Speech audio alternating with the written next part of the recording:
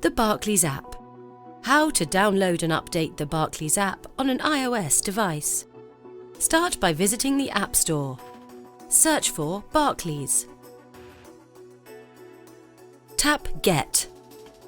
Use Face ID or your password to install. Then tap Open. Select I have a Barclays account and follow the steps to register for the app.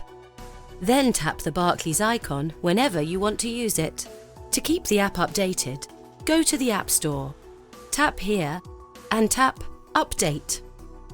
You can also turn on automatic app updates so that you always have the latest version of the app. Go to Settings, select App Store and switch on App Updates. This will automatically update all your apps on your device, including the Barclays app. That's it. You're all ready to go with the Barclays app.